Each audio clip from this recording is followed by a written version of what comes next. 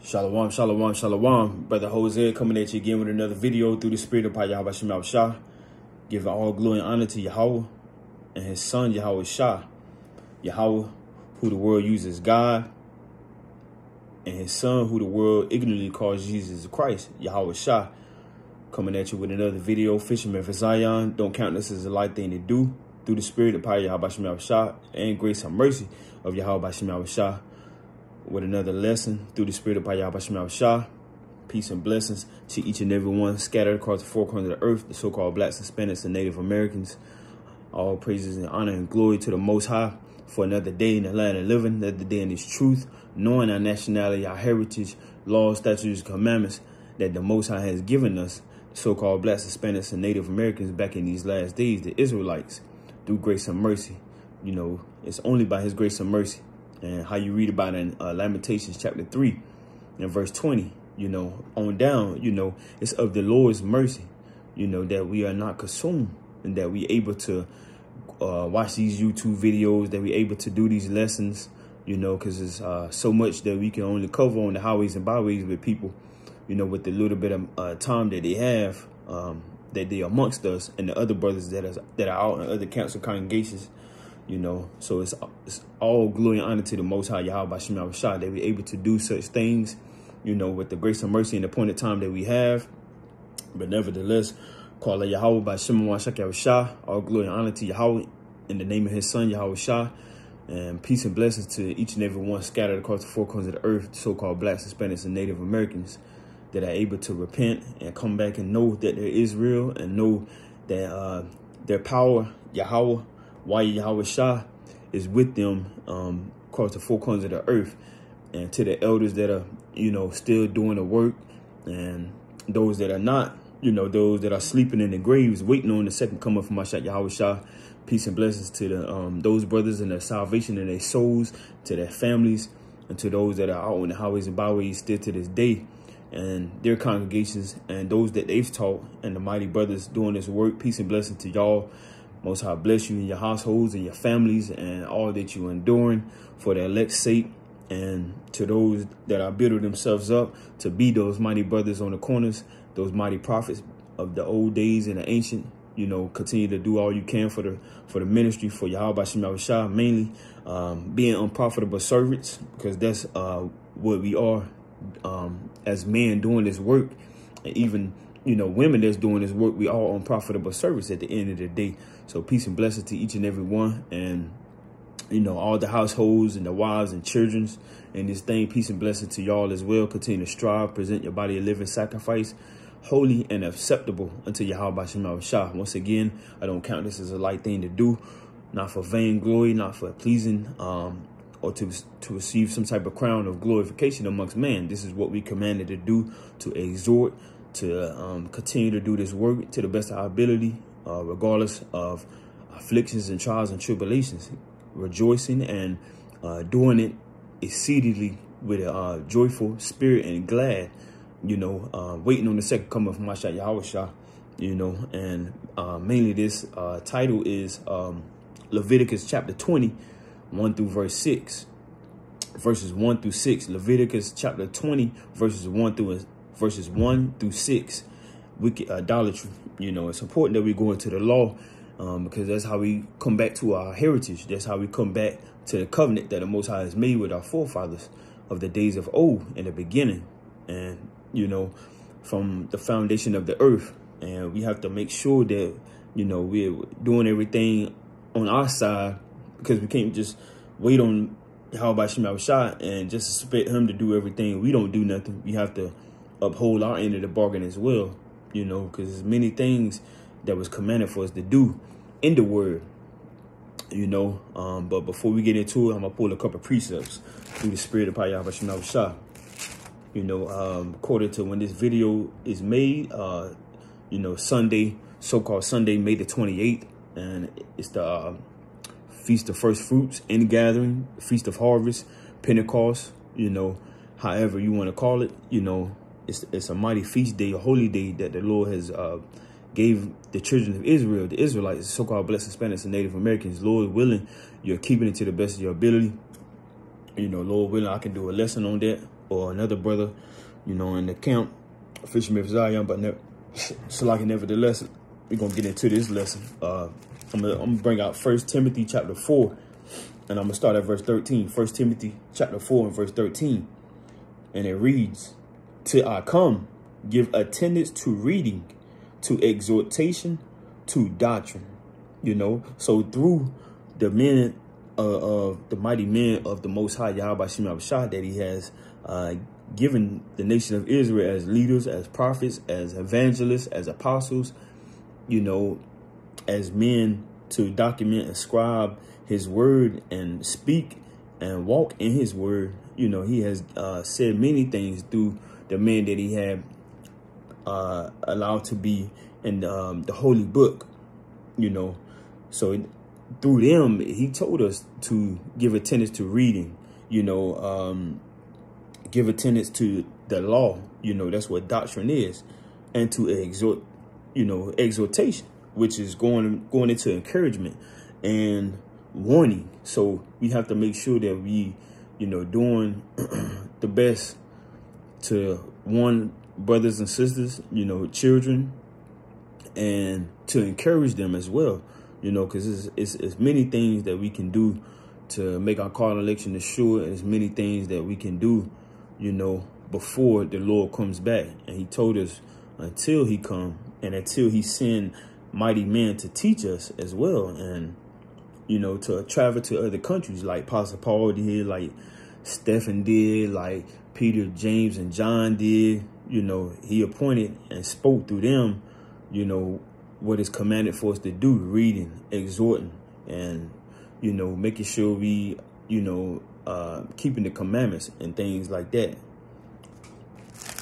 So let's go to Proverbs chapter 4, because it's important that we stay in the law, get built up in the law, because how would you know what sin is if you're not keeping the laws? So, like, how would you know what sin is if you're not learning about the laws, statutes, commandments? Or how would we even know if brothers wouldn't teach, you know? So it's commanded for us to, you know, rehearse these righteous acts and get built up in these things before the Messiah comes, before the consecrated, the anointed one comes, Yahweh Shah. So let's go to Proverbs chapter 4, and I'm going to start at verse 1. Proverbs chapter 4 and verse 1. And it reads, "Hear, ye children, the instruction of a father, and attend to no understanding." You know, so, you know, many times you may see, you know, us being labeled as children, and, you know, John the Revelator, he even said children, you know. Many times he said that because, you know, him being a elder man, you know, he even called us children, you know, and we have a father, you know, Yahweh being the top, you know, King and Yahweh Shah, you know. And it reads, verse 2, Proverbs 4 and 2, "For I give you good doctrine, forsake ye not my law." So the Lord said he give us good doctrine, meaning what? He gave us a law, you know, he gave us guidelines, restrictions, things we supposed to do, things we supposed to walk by, things we supposed to live by, things we supposed to uphold ourselves by, instruct our households by, our children and our wives, you know, things that we supposed to keep around us, and to not go against that that border, you know. It's a certain restriction that we supposed to have, a code, you know, how they used to say in the street when certain gang members or certain brothers, or, you know, used to be in gangs, you know, they used to say you're going against the code, you know, you gotta live and die by, you know. So it's certain things that we have to do as Israelites, so-called blacks, Hispanics, and Native Americans, you know. And also, you know, King David, he also said that he meditated on the law, you know. So it's important for us to get built up in the law and to stay built up in the law. Let's get there right quick. And let me see where I want to go. Psalms chapter 1. It's the book of Psalms chapter 1. And even Joshua said it as well. Psalms chapter 1. And I'm going to start at verse 2. This is King David. Psalms chapter 1 and verse 2. "But his delight is in the law of the Lord Yahweh. And in his law doeth he meditate day and night, you know. So we have to be meditating on the laws, man, statutes and commandments. You know, we have to make sure that, you know, we try our best to, like he said, have a delight in the laws, you know. So let's get another one in Joshua. You know, it's the same utterance, the same echo. This is Joshua chapter 1, verse 8. And it reads, this book of the law shall not depart out of thy mouth, but thou shalt meditate therein day and night, that thou mayest observe to do according to all that is written therein. For then thou shalt make thy way prosperous, and then thou shalt have good success. You see that?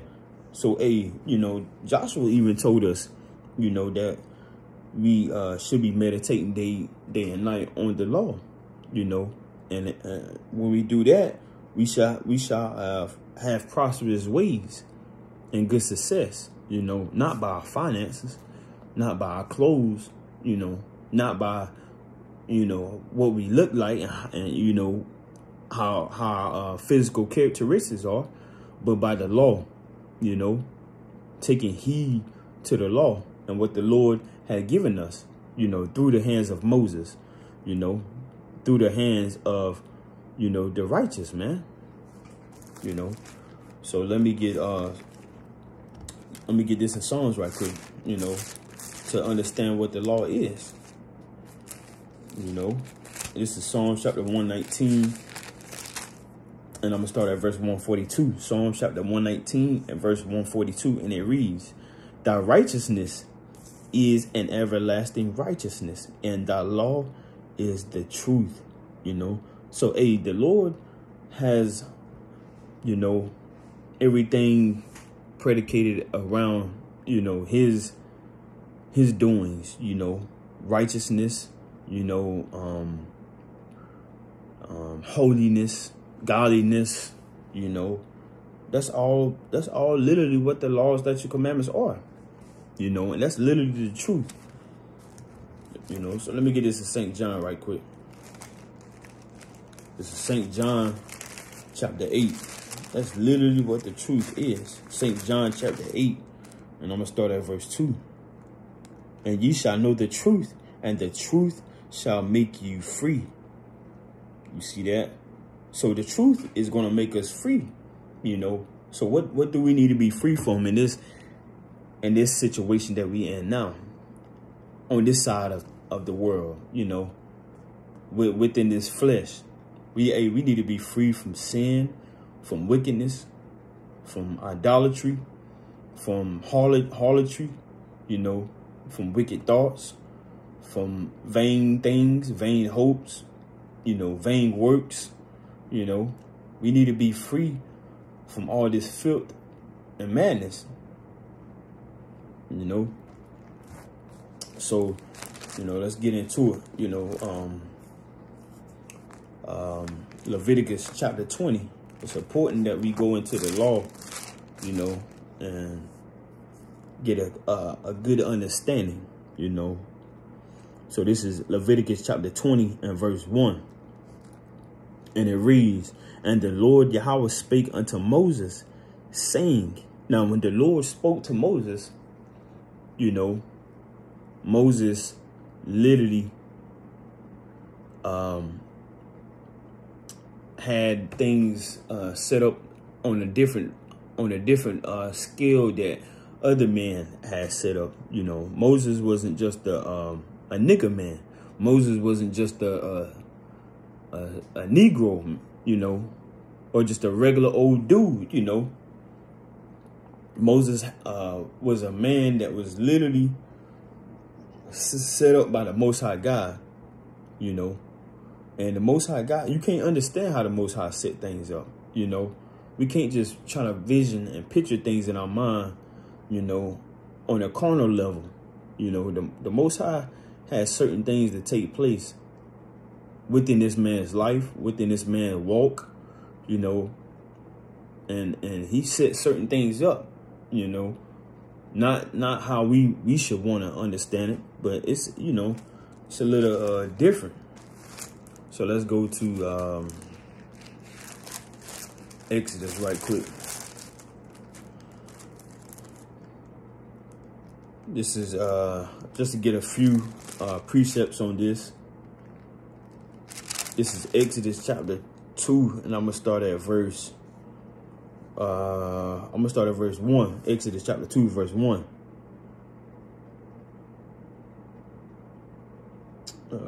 Let me see. I want to go up a little bit more. I'm gonna start at Exodus 1, and I'm gonna start at verse 17. Exodus 1 and 17. But the midwives feared God and did not as the king of Egypt commanded them, but saved the men children alive. So in the in the days of old, you had wicked kings, in Egypt, who wanted to make sure all the firstborn males be put to death. Make sure they are executed, as soon as they come out of the womb. They wanted to make sure, because they didn't want men to be mighty and come up and try to overthrow their rulership, so they try to limit, the males, in their society. Verse 18, Exodus 1 and 18, and the king of Egypt called for the midwives and said unto them, why have ye done this thing and have saved the men children alive? And the midwives said unto Pharaoh, because the Hebrew women are not as the Egyptian women, for they are lively and are delivered ere the midwives come in unto them. Therefore God's power dealt well with the midwives, and the people multiplied and waxed very mighty. And it came to pass, because the midwives feared God's power, that he made them houses. And Pharaoh changed all his people, saying, every son that is born ye shall cast into the river, and every daughter ye shall save alive. So they was like, put them in the river. Alligators are going to get them, all type of beasts and creatures in the water. They're going to devour them. So they're going to get destroyed,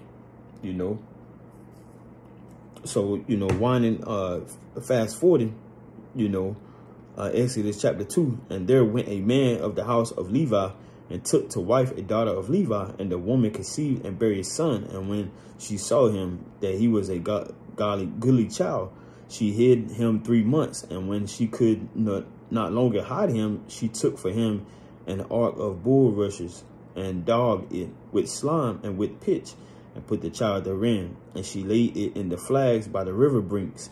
And his sister stood afar off to wit what would be done to him. And the daughter of Pharaoh came down to wash herself at the river, and her maidens walked alone by the riverside. And when she saw the ark among the flags, she sent her maid to fetch it.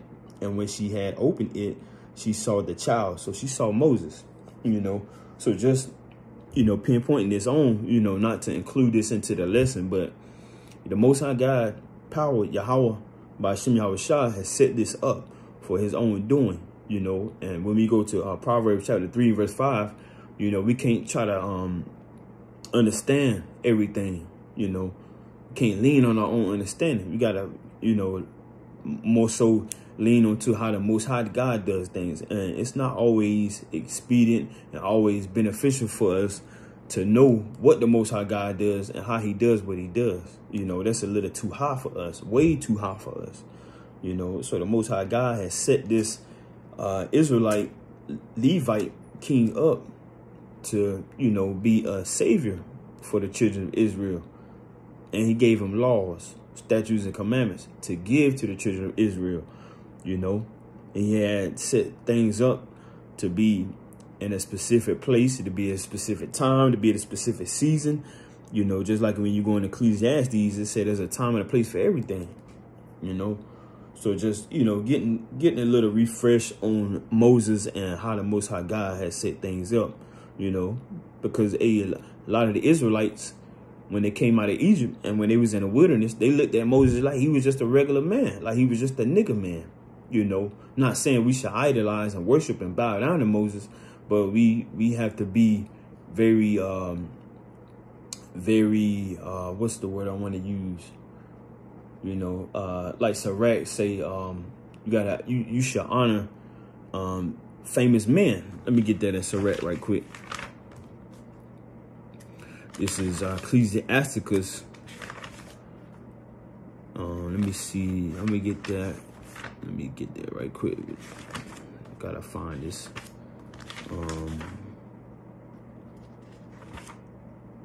This is Ecclesiasticus chapter 44, and I'm gonna start at verse 1. Sirach chapter 44 and verse 1. Let us now praise famous men and our fathers that begot us. The Lord Yahweh Shem Yahushua had wrought great glory by them through his great power from the beginning, such as did bear rule in their kingdoms, men renowned for their power, giving counsel by their understanding, and declaring prophecies, leaders of the people. So, Moses wasn't just a nigger man. He wasn't just, you know, so-called black man. He was a leader for the nation of Israel, you know, and Lord willing, you know, if I make it and if you make it and you know, if we make it to the kingdom of heaven, you know, we will see Moses, you know, not just Moses, but Yahweh Shah, who the world calls Jesus, you know, more so him, you know, because he's above Moses. He's above, you know, all of the other prophets and kings and, you know, leaders. Sirach 44 and 4. Leaders of the people by their counsels and by their knowledge of learning, meet for the people, wise and eloquent in their instructions. You know, so the Lord, you know, said, we gotta praise famous men. You know, all praise to Yahweh Shem Yahushua. Praise the Most High, you know, as well as praising these men for giving us these men and honoring them. You know, because we supposed to honor elders, you know, reverence elders, you know, sit around, you know, elders and learn from them, you know, not be boastful in what we learn from them and don't credit them, but you know, reverence them. All glory and honor to the elders in Israel for all of the mighty works that they've done. You know, all praise to Yahweh Shem Yahushua for all of the elders in the nation of Israel now and of the days of old, for all of the works that they done, you know. So not to get too deep into Moses, but the Most High power, you know, you can read this on your own. Exodus chapter 2, you know, Exodus chapter 3, Exodus chapter 4. You know, you can read a lot of good things about Moses and in Hebrews 11, you know. So that'll be for another time and another day. But getting back to this, Leviticus chapter 20 and verse 1. And the Lord Yahweh spake unto Moses, saying, again, thou shalt say to the children of Israel, because he spoke to the Israelites, the so-called blacks, Hispanics, and Native Americans. You can read that in Deuteronomy 1 and 1. Whosoever he be of the children of Israel, or of the strangers that sojourn in Israel, because we had people trying to cleave and trying to, you know,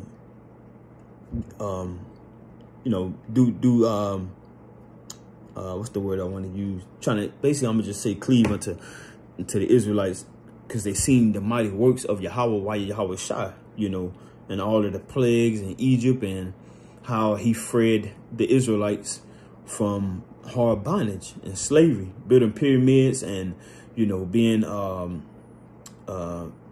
whipped and things like that. Or of the strangers that sojourn in Israel, that giveth any of his seed to Molech, he shall surely be put to death. The people of the land shall stone him with stones. You see that? So, you know, a lot of the Israelites, you know, they was into bowing down to idols. You know, they was into idolatry. They was into false idols and, you know, a lot of wicked things that was commanded of us by Yahweh Shem Yahushua, by Moses, for us not to do and not to take heed to, you know. And it's many accounts, Lord willing, that we're going to go through and that you can read about that took place, you know, just like this very act, you know. So let's go to Leviticus 18 and 1. Leviticus chapter 18, I'm going to start at verse 1. And the Lord Yahweh spake unto Moses, saying, speak unto the children of Israel, and say unto them, I am the Lord Yahweh, your God power. After the doings of the land of Egypt, wherein ye dwelt, shall ye not do, and after the doings of the land of Canaan, whether I bring you, shall ye not do, neither shall ye walk in their ordinances. You see that? So a lot of the things that we may saw, you know, we may have our witnesses that other nations may have done, you know, hey, they try to do, you know, because a lot of times you see or have Israelites, you know, they like to have some type of visual. They like to see certain things, you know. If Israelites don't see Yahweh by Shem Yahushua, you know, they may feel like they don't have certain hope, or they may not have faith in certain things. You know, they need to see a sign. You know, and many what's the word that I want to use? Many people to this day, hey, they need to have some type of visual, you know. And let me see if I can find this precept. You know, let me get this in 1 Corinthians. This is 1 Corinthians.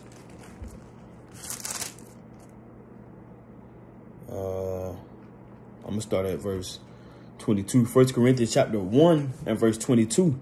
1 Corinthians chapter 1 and verse 22, and it reads, for the Jews require a sign, and the Greeks seek after wisdom. So you had many Jews, you know, Judah, Benjamin, and Levi, you know, and Moses is of the tribe of Levi, you know.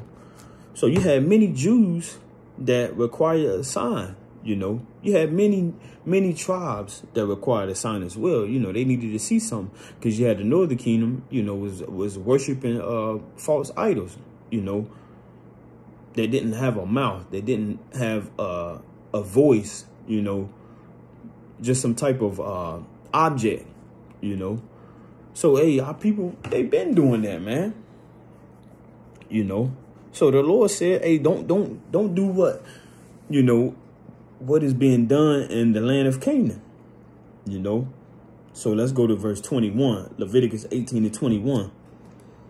And it reads, and thou shalt not let any of thy seed pass through the fire to Molech, neither shalt thou profane the name of thy God power. I am the Lord Yahweh. So, hey, the Lord just told us, you know, not to, you know, deal with Molech. Now let's get the definition of this, you know, because we want to have a clear understanding on what is going on. So let's get the definition, the biblical definition of Molech. You know, so this is Molech is going into king. That's the etymology of it. You know, the Ammonites, you know, sacrificed their infants in the valley of Hinnom. So, you know, you dealing with false gods of heathen nations, you know, Ammonites, you know, really going into Japanese, you know, and we're gonna get into that a little bit more, but we're gonna continue to finish this back in Exodus, so like back in Leviticus chapter 20. So Leviticus chapter 20 and verse 2 again. Leviticus chapter 20 and 2, and it reads, again, thou shalt say to the children of Israel, whosoever he be of the children of Israel, or of the strangers that sojourn in Israel, that giveth any of his seed unto Molech, he shall surely be put to death. The people of the land shall stone him with stones. So we just got the definition. You know, you had Israelites sacrificing their infants to this false god.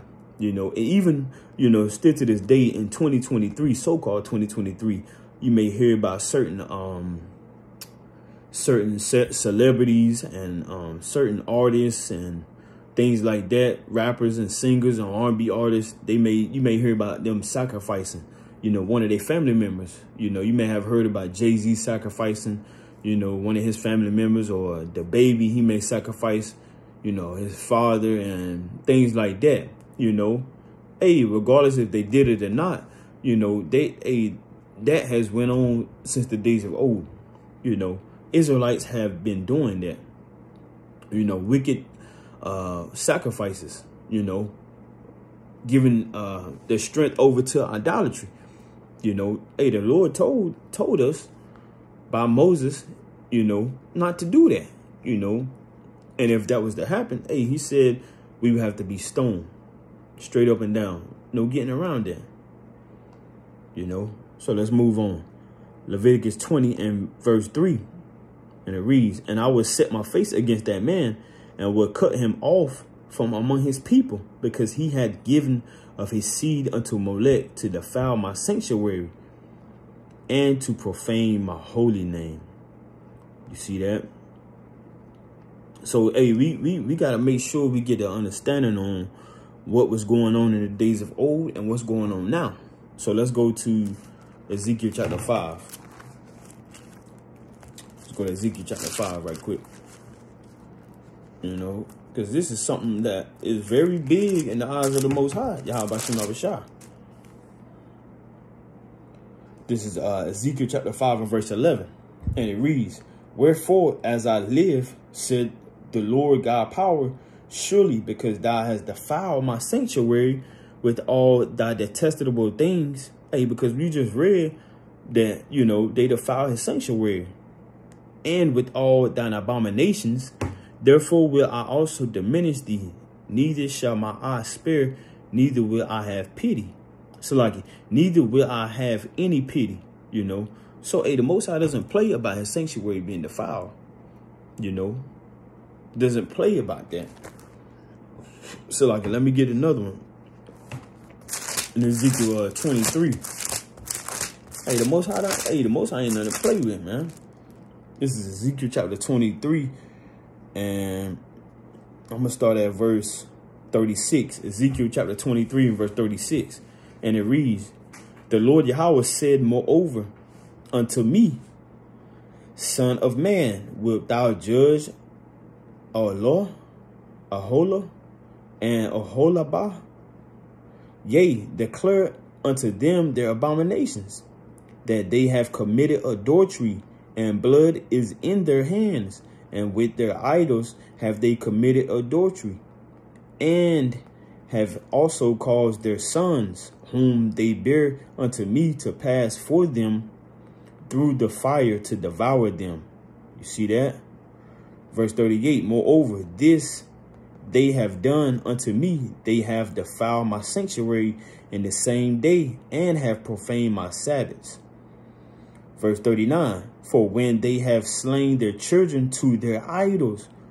You see that? So, hey, you got Jeremiah the prophet. He spoke about this. You got Ezekiel spoke about this. And you got Moses that spoke about this. You know, you have mighty men that spoke about things like this.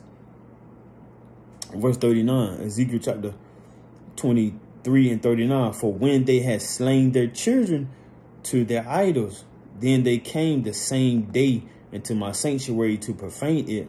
And lo, thus have they done in the midst of my house. You see that? So, hey, the Most High, hey, told us many times before and spoke about it many times, you know, about the wicked acts of the Israelites, you know, doing wicked sacrifices, sacrificial laws and ceremonies and things like that, you know. And you even got something that's called, I think it's adrenochrome or something like that, that the heathen do, man. You know, that you may hear about in these satanic rituals, you know, drinking baby blood and things like that. You know, hey, King David said he didn't get down with the blood sacrifices, the, you know, drinking of the blood. Let me see if I can find this precept right quick. You know, hey, there's a lot of wickedness that took place back then. It's a lot of wickedness that take place now. Let me see if I can find this precept in Psalms right quick. And then I believe you also have Esther that said it as well. Let me see if I can find this precept that Moses said.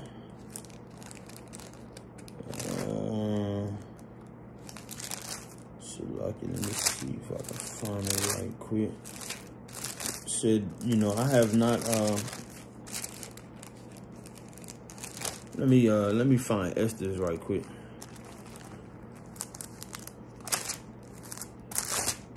Let me see if Esther said that. Maybe in the Apocrypha.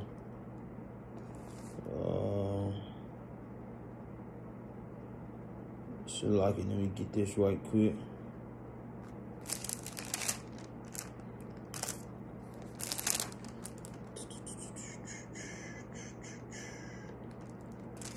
So I might have to get it out of the Apocrypha, the additions to Esther. This is and if you got a Apocrypha, you know, you got to deal with the rest of the chapters of the book of Esther. It will be you know, this is Apocrypha. You know, I kind of mine kind of jammed up. But, you know, you got, you know, this is Esther in the Apocrypha. It's chapter 14 and verse 17, and it reads, Esther. This is Esther chapter 14 and verse 17, and that thine handmaid had not eaten at Ammon's table, meaning a heathen, and that I have not greatly esteemed the king's feast, nor drunk the wine of the drink offerings. You see that? So, hey, you know, a lot of people had wicked sacrifices and wicked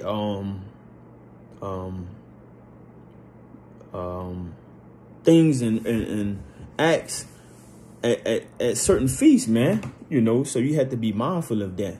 And you also have to be mindful of so-called celebrities, you know, that a lot of Israelites like to take heed to or listen to their music, or certain sports athletes, football players, basketball players, and, you know, so-called celebrities. You know, you have to be mindful of that as well.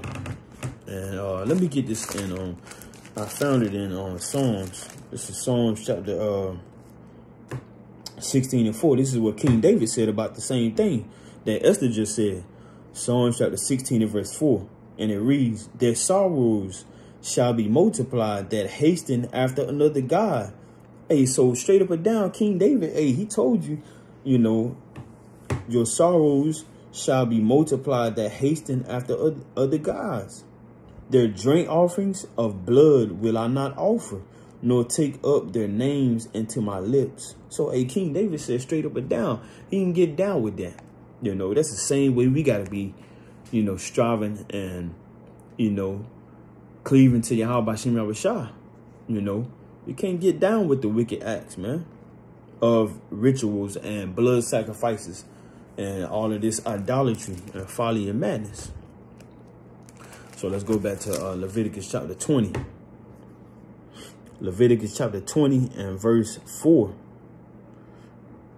And it reads, and if the people of the land do anyways hide their eyes from the man when he giveth of his seed unto Molech, and kill him not, you know. So if you see somebody, you know, sacrificing unto this false god, this false idol, you know, and hey, there's certain things you're supposed to do, you know. You can't just act like you didn't see this. You can't go on in your life or your day, or, you know, your continue what you was doing and not say anything and not rebuke this person. So let's go to Deuteronomy chapter 17 right quick. You know, because we all, because don't we supposed to love our brother, and loving our brother supposed to be keeping the commandments, law, statutes, commandments, correcting our brother, you know. Let me get this right quick in Leviticus. Leviticus chapter 19 and verse 15. Leviticus 19 and 15. And it reads, ye shall do no unrighteousness in judgment. Thou shalt not respect the person of the poor, nor honor the person of the mighty. But in righteousness shalt thou judge thy neighbors. You know. So hey, if you see your brother or your sister going off, you know, doing something wicked, hey, you're supposed to get on them, man. And that's righteous, you know. Verse 17, Leviticus 19 and 17. Thou shalt not hate thy brother in thine heart. Thou shalt in any wise rebuke thy neighbor, and not suffer sin upon them. upon him. So, hey, you can't just let your brother or sister, you know, another Israelite go on and just be wicked and folly and vain and you know, do abominable things. You gotta say something, you know. You gotta say something right on sight, you know, because not only at that moment is their judgment upon them, you know, they're gonna get put to death, but also your blood is on their hands as well. So let's get that in Ezekiel chapter 3. This is Ezekiel chapter 3 and verse 18. This is warning the wicked. Ezekiel chapter 3 and verse 18. When I say unto the wicked, thou shalt surely die, and thou givest him not warning, nor speakest to warn the wicked from his wicked way, to save his life, you know. So if you don't, if you don't tell that wicked person that, you know, they can't sacrifice their child to Molech or any other paganism or any other false god or any folly and madness, if you don't tell them that and save their life, the same wicked man shall die. So that man shall die in his iniquity, but his blood will I require at thy hand. So it's important that, hey, we love each other in these last days. We help each other better understand the laws, statutes, and commandments, you know. So, hey, that's important. That's big in the eyes of Yahweh Shema Shah. So, oh yeah, Salaki, let's go to Deuteronomy chapter 17. This is Deuteronomy chapter 17, and I'm going to start at verse 2. And it reads, Speak unto Aaron and unto his sons and unto all the children of Israel, and say unto them, This is the thing which the Lord Yahweh hath commanded, saying, What man soever there be of the house of Israel that killeth an ox, or Salaki, I'm in the wrong chapter. Salaki, Deuteronomy chapter 17. Salaki, wasn't paying attention. Deuteronomy chapter 17 and verse 2. I was in Leviticus 17. Salaki, Deuteronomy chapter 17 and verse 2. If there be found among you within any of thy gates, which the Lord Yahweh thy God power giveth thee, man or woman, that hath wrought wickedness in the sight of the Lord Yahweh thy God power in transgressing his covenant, and hath gone and served other gods and worshipped them, either the sun or moon or any of the hosts of heaven, which I have not commanded. So if anybody worship any false idol, false god, false deity, which the Lord had not commanded, verse 4, Deuteronomy 17 and 4, and it be told thee, and thou hast heard of it, and inquire diligently, and behold, it be true, and the thing certain, that such abomination is wrought in Israel, then shalt thou bring forth that man or that woman which have committed that wicked thing unto thy gates, even that man or that woman, and shalt stone them with the stones till they die. You know, so you had many laws that was worthy of punishment of death. You know, now we understand that we have Hamashiach Yahushua, who the word calls Christ Jesus, Hamashiach Christ, Yahushua Jesus, you know, because we understand he didn't speak English, you know, that was something invented in the late 15th, 16th century, you know, the letter J. So we understand that he spoke Hebrew, you know, Paleo Hebrew. You can read about that in Luke 23 and 38, you know. So we understand that you basically have to make sure that, you know, the laws are something that we supposed to uphold ourselves by, you know, because in the old covenant, so-called old covenant, we didn't keep them. So now we have Hamashiach Yahushua to help us get back to the Lord so we can keep them, you know. But that doesn't mean, hey, we gotta get down with certain idols because we have Yahushua, because we have Christ, you know, because he never done away with the law. You know, that's Matthew 5 and 17. You know, all it was is that we don't have to sacrifice animals, bullocks, rams on an altar, you know, because now we have Christ's blood on us, you know. So if we fall short, not willfully, if we fall short, we have an advocate with the Lord, man, you know. So let me get this in Romans right quick, you know. I want to make sure I'm not all over the place. This is Romans chapter 8 and verse 2. And it reads, it's like I'm going to start at verse 1. Romans chapter 8 and verse 1. There is therefore now no condemnation to them which are in Hamashiach Yahushua, which is Christ Jesus, who walk not after the flesh, but after the Spirit. You know, that's Romans 10 and 4, Ephesians 2, 8 through 9. Romans 8 and 2. For the law of the Spirit of life in Hamashiach Yahushua hath made me free from the law of sin and death. You know, meaning if you fall short, not willfully, you know, not just doing it because, you know, you have that sacrifice of Christ now. But if you fall short, you know, like if you forgot to, you know, get your food before the Sabbath came in because there's no buying and selling. You know, if you forgot something and you really have to have something and it really has to be bought, you know, hey, we can repent, you know, ask Yahweh for forgiveness, you know, and make sure we don't do it again, you know. And if you being covetousness of something and you're not aware of it and you just snap into it, or somebody warned you, or somebody correct you, or if you found out, or the Spirit just kind of, you know, allow you to remember, you know, you was in error, hey, we can repent from that, you know. But if you just saying, well, you know, I really got a deep desire for this man's wife, you know, Christ died for me, so hey, let me fulfill my desires, and after I repent, that's willfully sinning. You know, in Hebrews chapter 10, it tells us that, hey, you know, if we have received the knowledge and, you know, the understanding of it, and we do wicked acts anyway, hey, the sacrifice of Christ is not on us. This is Hebrews chapter 10 and verse 26. And it reads, for if we sin willfully after that we have received the knowledge of the truth, there remaineth no more sacrifice for sins.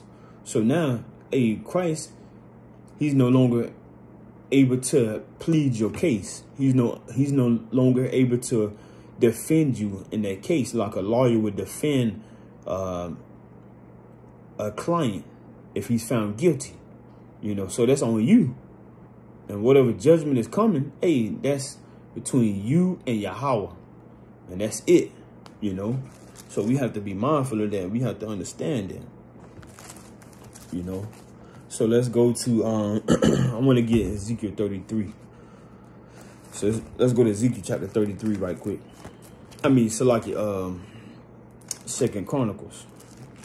Because we had many kings that did wicked acts, you know, that was in rulership that caused the nation to fall. You know, 2 Chronicles 33. And I'm going to start at the top. 2 Chronicles chapter 33, verse 1. And it reads, Manasseh was 12 years old when he began to reign.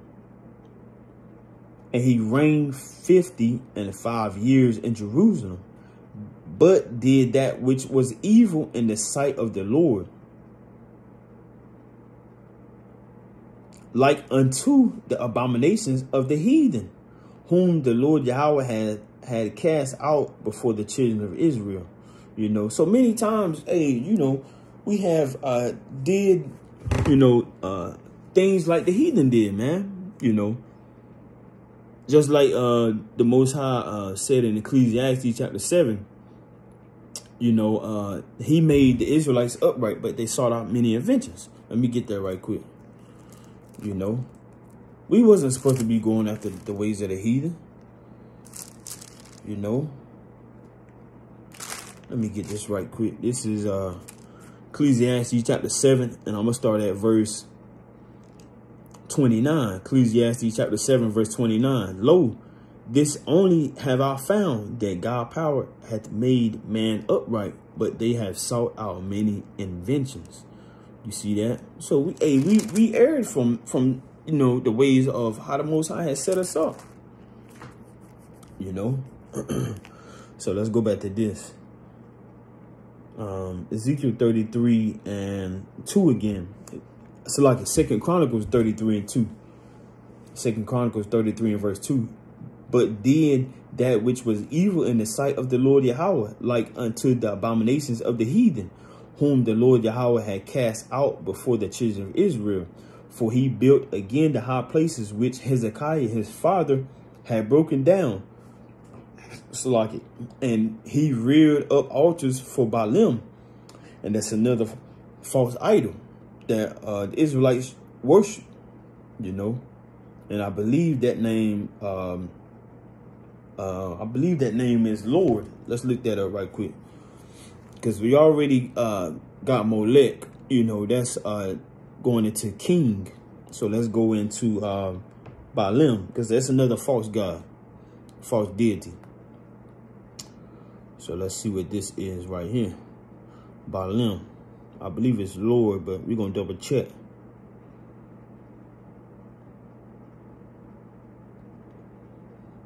So let's see. Baalim. And it's Lord. And it's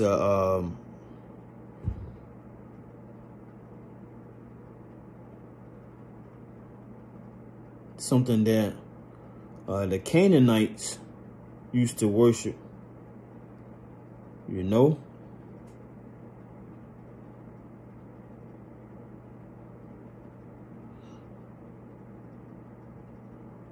You know.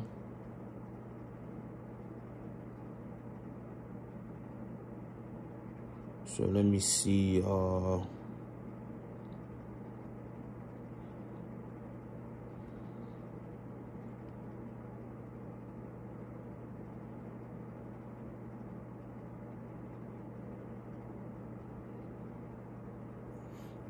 You know, it's going into, you know, things that Phoenician deity, you know. So it's going into Lord, you know, worshiping false idols.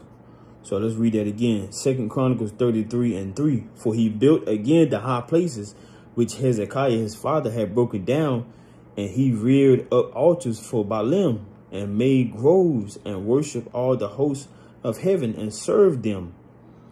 Also he built altars in the house of the Lord Yahweh, whereof the Lord Yahweh had said, in Jerusalem shall my name be forever.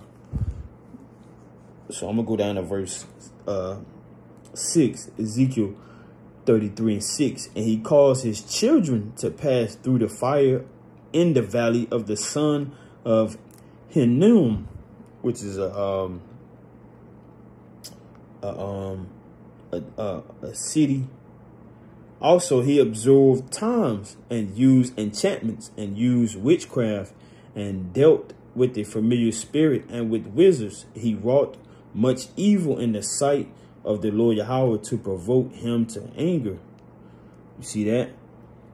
So our kings and our people, man, Israelites, they did many things, worshiping idolatry, witchcraft, and enchantment, and neo-maxers, things like that, which was wicked, man.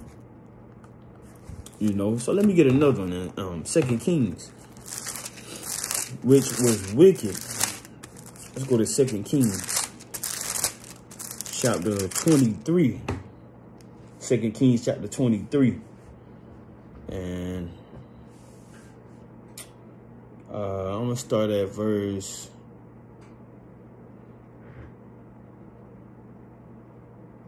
I'm going to start at verse 4. And I'm going to go down so we can get a clear understanding. 2 Kings chapter 23 and verse 4. And the king commanded Hilkiah, the high priest, and the priests of the second order, and the keepers of the door, to bring forth out of the temple of the Lord Yahweh all the vessels that were made for Baal, and for the grove, and for all the hosts of heaven. And he burnt them without Jerusalem in the fields of Kedron, and carried the ashes of them unto Bethel. You know, so you had kings like Manasseh and Ahaz that was doing wicked things like this when they was ruling.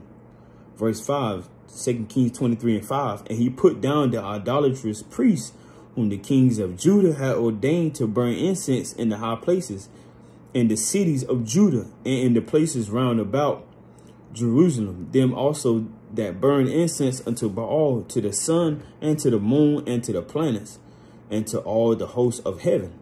And he brought out the grove from the house of the Lord Yahweh without Jerusalem unto the brook Kidron, and burned it at the brook Kidron, and stamped it small to powder, and cast the powder thereof upon the groves, so like the graves of the children of Israel, you know.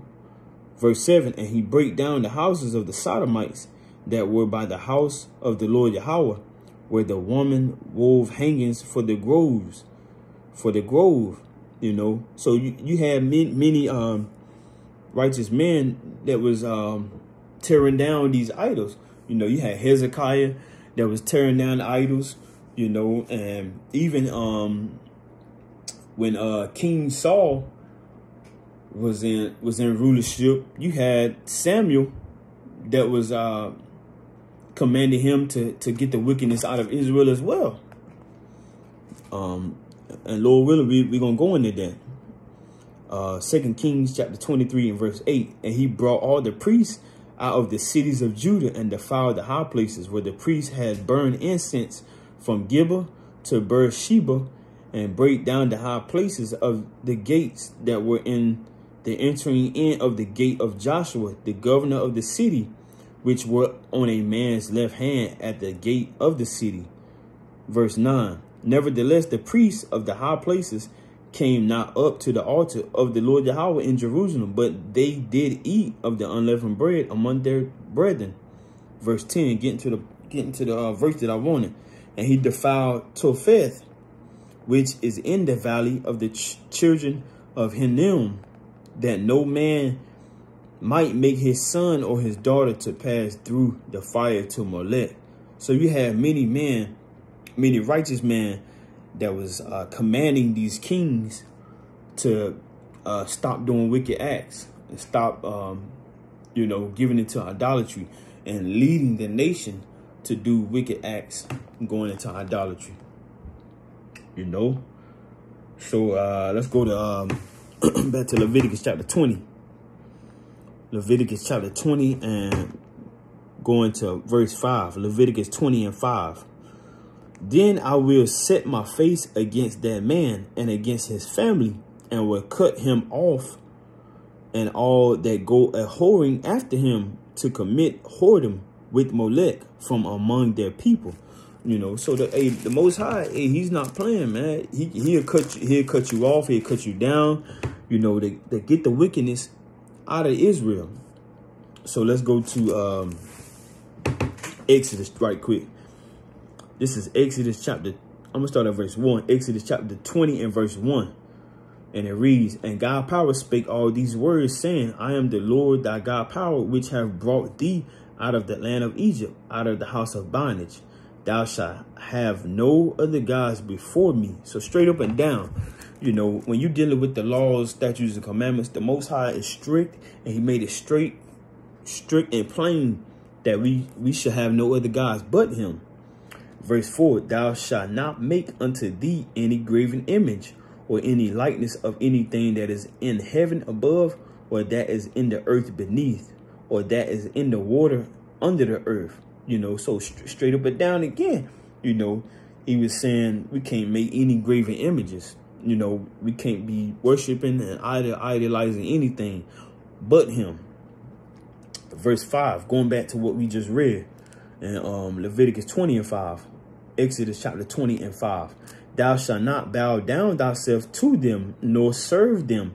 For I, the Lord thy God, for I, the Lord Yahweh thy God, power am a jealous God, visiting the iniquity of the fathers upon the children unto the third and fourth generation of them that hate me. You see that? So the Most High, hey, you know, he'll get up with you and your bloodline, man, for the wicked things that you've done if you want to, you know. So the Lord said he gonna, let's read it one more time. Leviticus 20:5.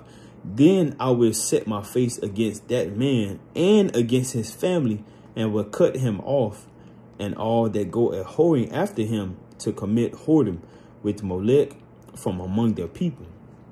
You know, so straight up and down, the Most High, you know, he don't play about that. And that's something we have to make sure we continue to meditate on, because you don't know if, so like when we get delivered, Lord willing, if we get delivered out of America, you know, when you know, World War III is going to destroy America, that's prophesied in the Bible, you know, it's prophesied in Revelation, prophesied in Isaiah, you know, prophesied in Jeremiah, you know, when these missiles take out, you know, Babylon the Great, you know, you will have these chariots, you know, that the world calls UFOs, that will come and deliver the Israelites. You know, you can read about that in Zechariah. Let me make sure I'm quoting this right. You can read about that in Zechariah, I believe it's chapter 5. Let me see, Zechariah chapter 5. You can read about that in Psalms. You know, when the Most High said he make it his clouds, his chariots. You know, when you even have the women in the cotton field saying, "Swing low, sweet chariot, come forth to carry me home." You know, and according to the Ezekiel chapter 20, verse 35 on down, you know, the Most High will place the Israelites that he delivered up out of Babylon via the chariots, you know, into the wilderness. So you may have in the second wilderness those that may try to have a false idol in the wilderness, the second wilderness, like they did in the first wilderness with Aaron and the golden calf, you know. So you never know, you know, you never know what may take place, you know. So it's important for us to have this understanding in our mind about the laws, statutes, and commandments.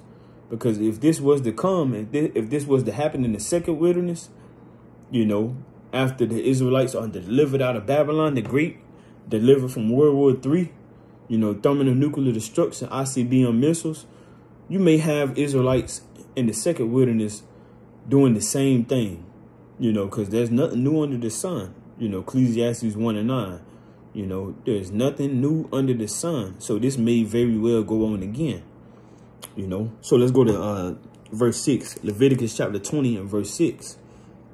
And it reads, "And the soul that turned away," "and the soul that turneth after such as have familiar spirits, and after wizards, to go a whoring after them, I will even set my face against that soul, and will cut him off from among his people." You know, so hey, there's no neomancers, there's no using bottles to, you know, do such wicked, you know, trying to do wicked spiritual things that, you know, bring back, you know, spirits and see the future. You know, you can't do that. Wizards, witchcraft, that's all idolatry, witchcraft, abomination, you know. So let's see what Saul did, you know, because Saul did that. Let's go to 1 Samuel right quick. Let's go to 1 Samuel chapter 28. You know, we're going to read about what Samuel did. 1 Samuel chapter 28. And I'm going to start at, Salaki. Give me a second. Salaki.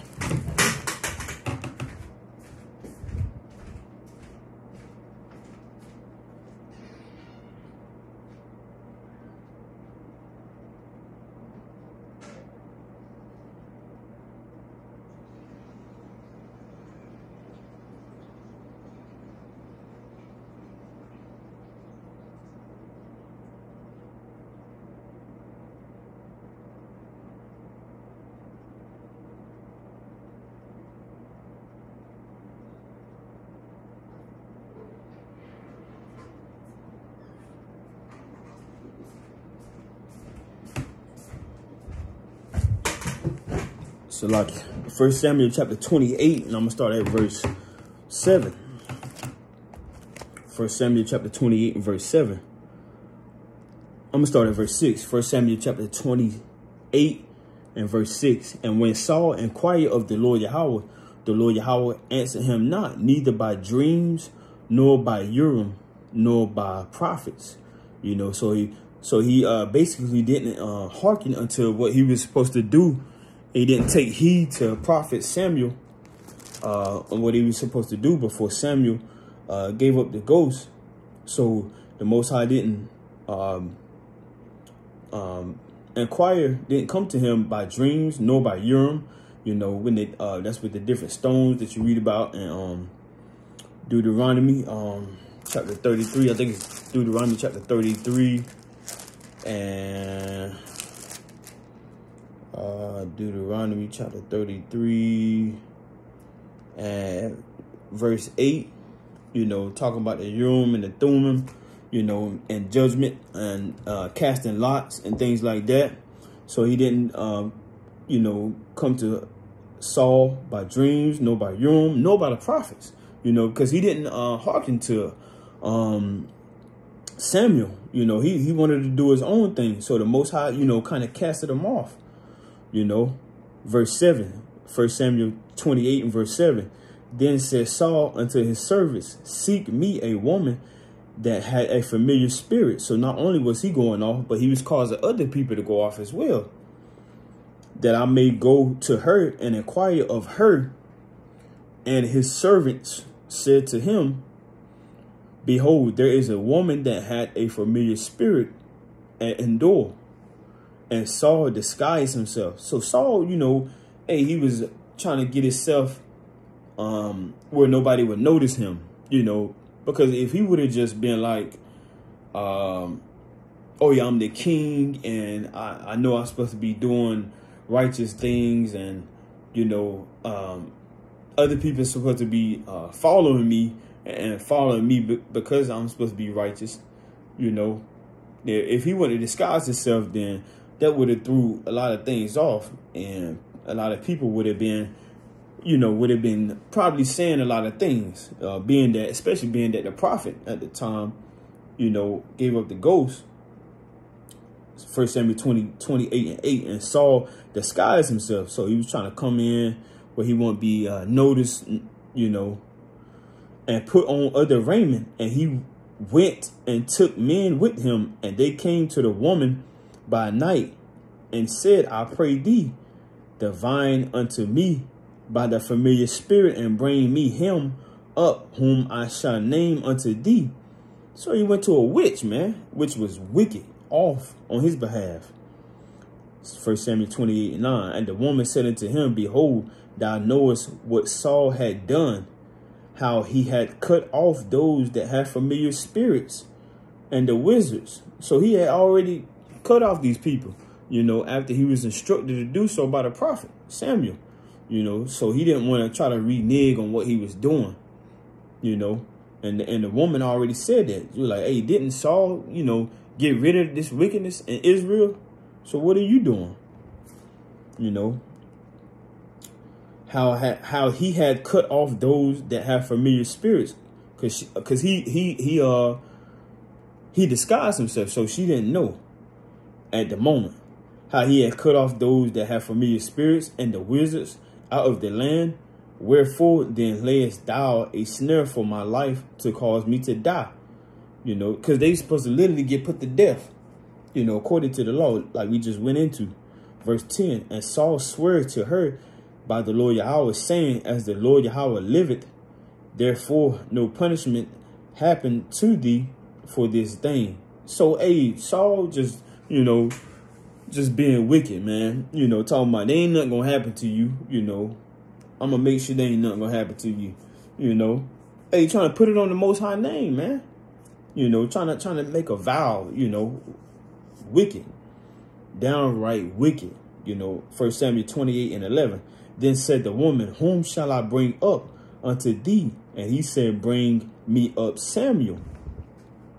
Verse 12, 1 Samuel 28 and 12. And when the woman saw Samuel, she cried with a loud voice.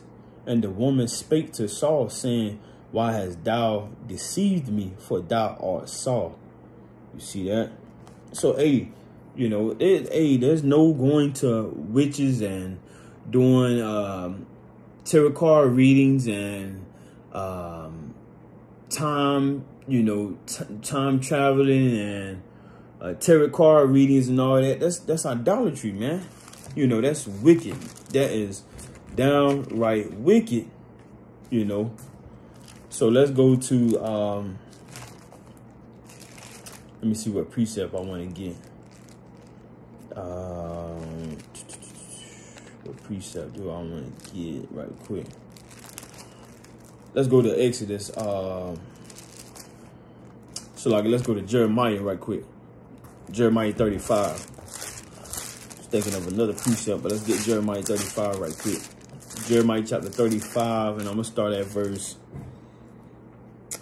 I'm gonna start at verse 15. Jeremiah chapter 35 and verse 15, and it reads, I have sent also unto you all my servants, the prophets, rising up early and sending them, saying, return ye now every man from his evil way, and amend your doings, and go not after other gods to serve them, and ye shall dwell in the land which I have given to you and to your fathers, but ye have not inclined your ear, nor hearken unto me.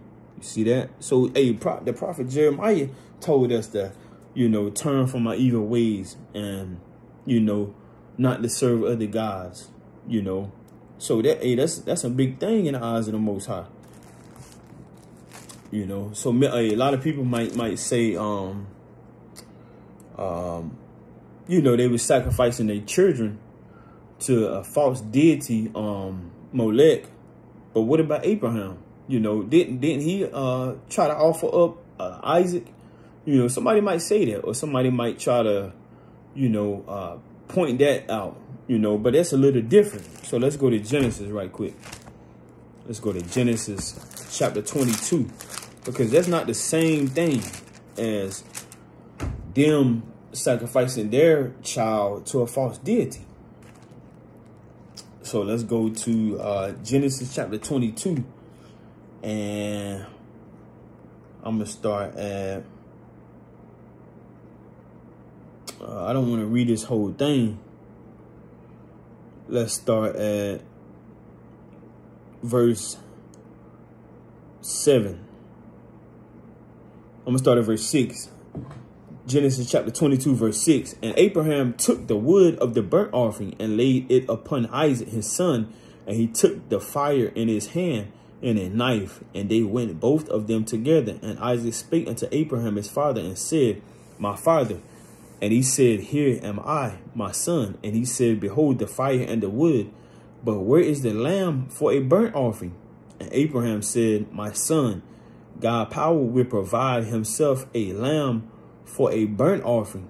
So they went both of them together. And they came, verse 9, Genesis 22 and 9. And they came to the place which God power had told him of. And Abraham built an altar there, and laid the wood in order, and bound Isaac his son, and laid him on the altar upon the wood. So he got his son up there. Hey, he about to sacrifice him, man.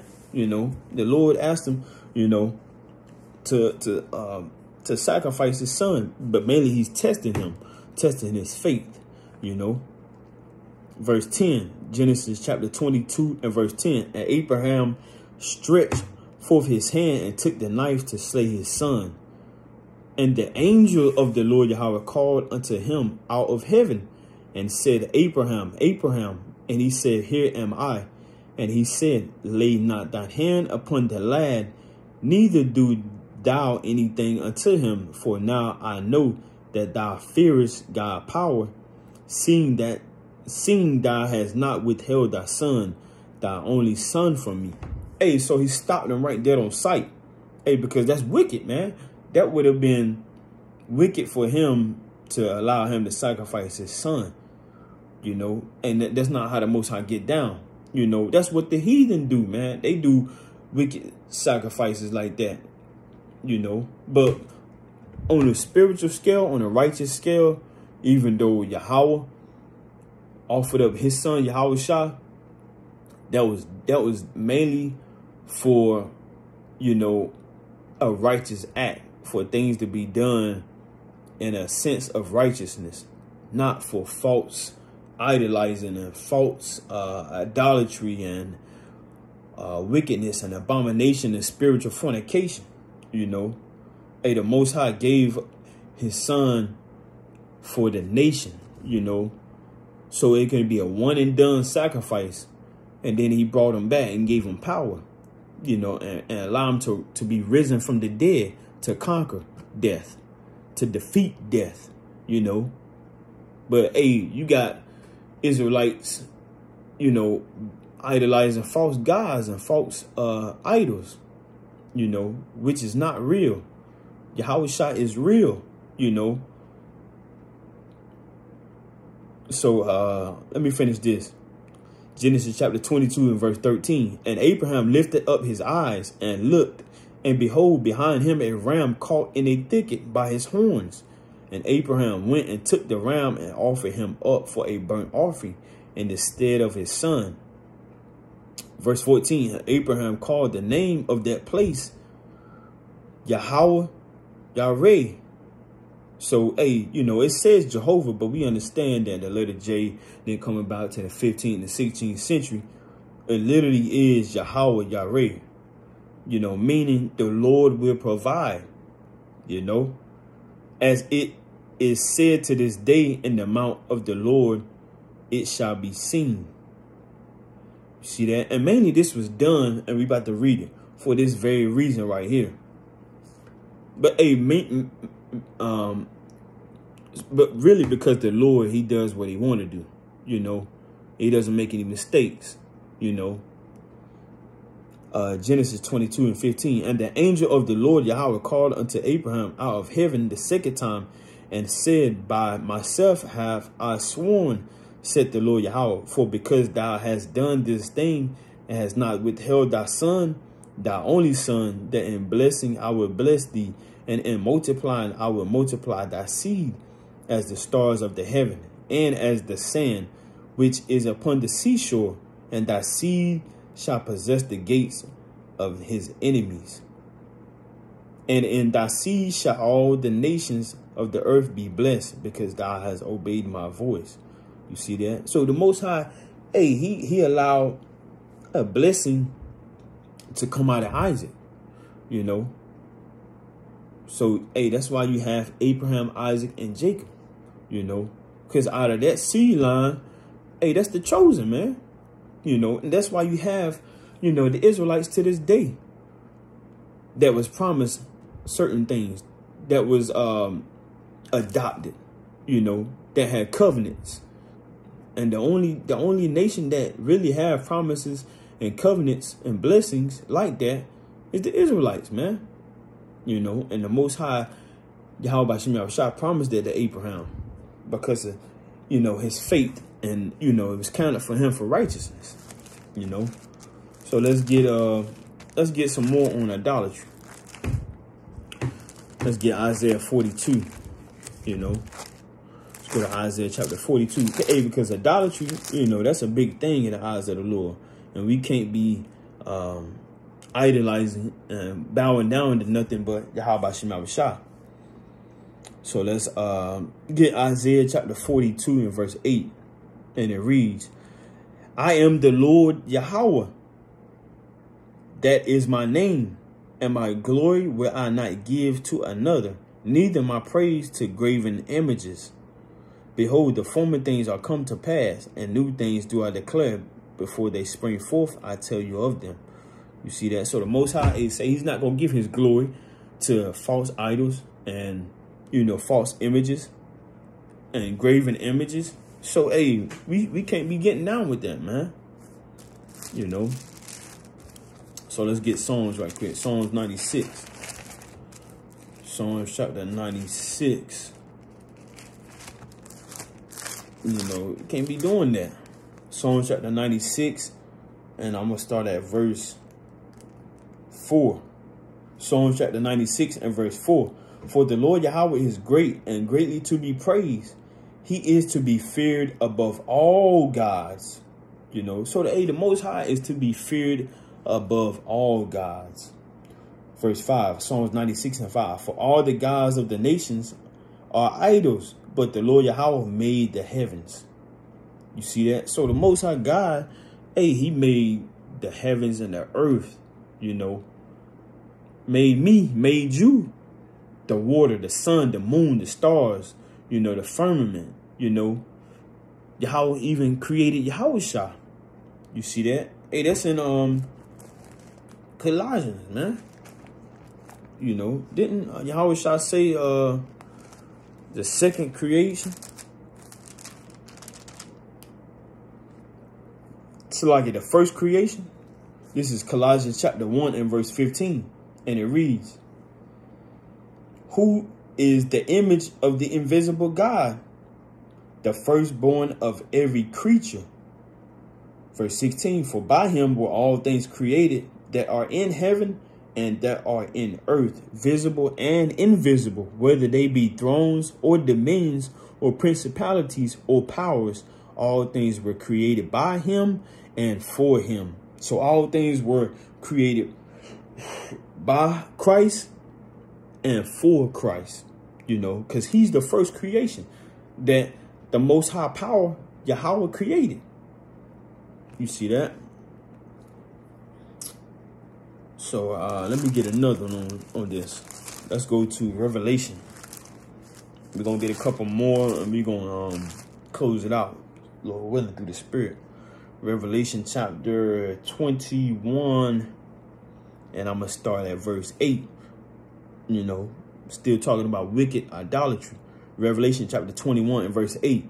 And it reads, but the fearful and unbelieving and the abominable and murderers and whoremongers and sorcerers and idolaters and all liars shall have their part in the lake which burneth with fire and brimstone, which is the second death.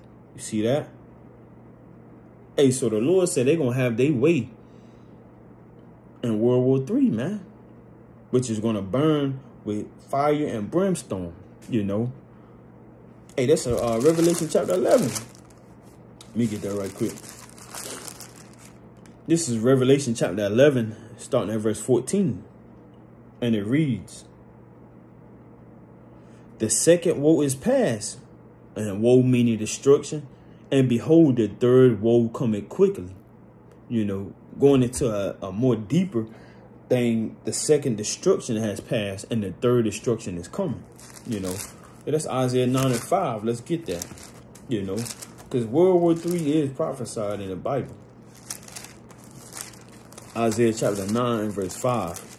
And it reads, Isaiah chapter 9 verse 5.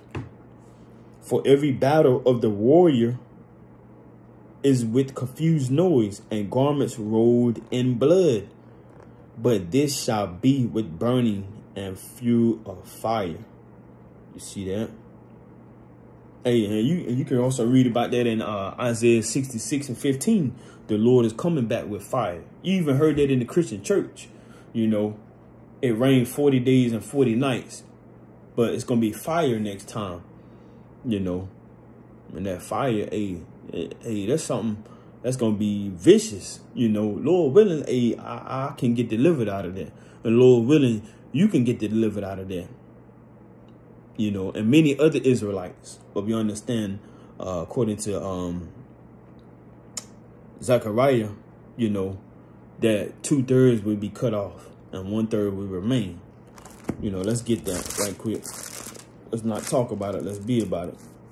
So this is Zechariah chapter 13 and verse 8. Zechariah chapter 13 and verse 8. And it shall come to pass that in all their land, said the Lord Yahweh, 2 parts therein shall be cut off and die, but the third shall be left therein. Verse 9, Zechariah 13 and 9. And I will bring the third part through the fire and will refine them as silver is refined, and will try them as gold is tried. They shall call on my name, and I will hear them. I will say, it is my people, and they shall say, the Lord Yahweh is my God power. You see that? And many people will go through that fire under Hamashiach Yahushua, you know, being baptized under Hamashiach Yahushua with trials and tribulations, afflictions, you know, going through all type of hell in this society, you know, being hated, being scourged, being bruised, being mocked, being persecuted, you know. So, hey, that's a lot of things that, you know, Israelites would go through. But, you know, the Lord said, Matthew 24 chapter, he that endureth to the end, the same shall be saved. You know, so, hey, we have to repent. Let me get this right quick. And keep these laws, statutes, commandments. You know, this is Luke chapter 5, and I'm going to start at verse 31. Luke chapter 5 and 31. And Yahushua answering said unto them, they that are whole need not a physician, but they that are sick. And we have a lot of sick Israelites in these last days. A lot of sick Israelites that have went into the ways of the Gentiles, acting like the other heathens, you know, bowing down to false idols, worshiping celebrities, you know, idolizing basketball players, football players, dope dealers, and gang leaders and ring leaders, or, you know, all type of wickedness and folly and madness. You know, people that commit adultery, fornication, homosexuality, sodomites, and, you know, all type of wickedness. You know, we have sick people in the land in these last days. You know, even myself and even you, you know, we sick and we need the righteous physician, Yahushua HaMashiach, Christ, the Messiah. You know, he's the only one that's righteous. He's the only one that's, you know, conquered death and didn't sin and didn't fall short. You know, and we need him. Verse 32, Luke chapter 5 and verse 32. I came not to call the righteous, but sinners to repentance. You know, so it's important for us to repent, keep these laws, statutes, and commandments, and come back to the Most High Yahweh by Shem Yahushua in these last days, so we can get delivered out of here. You know, Lord willing, this was edifying to you. I don't count this as a light thing to do. Lord willing, we can bring back more lessons and going into the laws, statutes, and commandments. Lord willing, through the Spirit of Yahweh by Shem Yahushua, through grace and mercy. All praises to Yahweh by Shem Yahushua, Brother Hosea, fisherman for Zion. Lord willing, you keep the Feast of Pentecost to the best of your ability.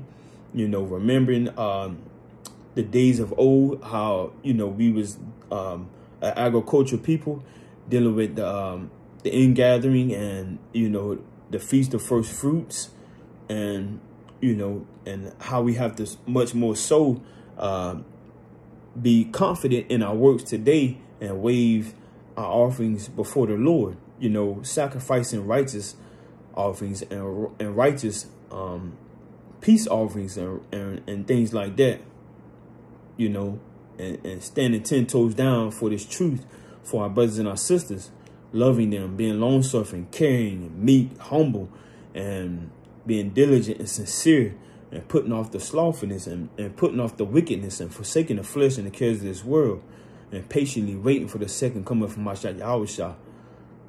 Continue to read, pray, fast, make your call and election sure, and I have to do so as well.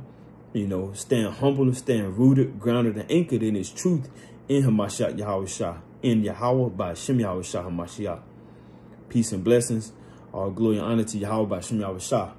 Brother Hosea, fisherman for Zion. Love y'all. Stay up. Kwam Yahshua by Shem Yahushua. Shalom.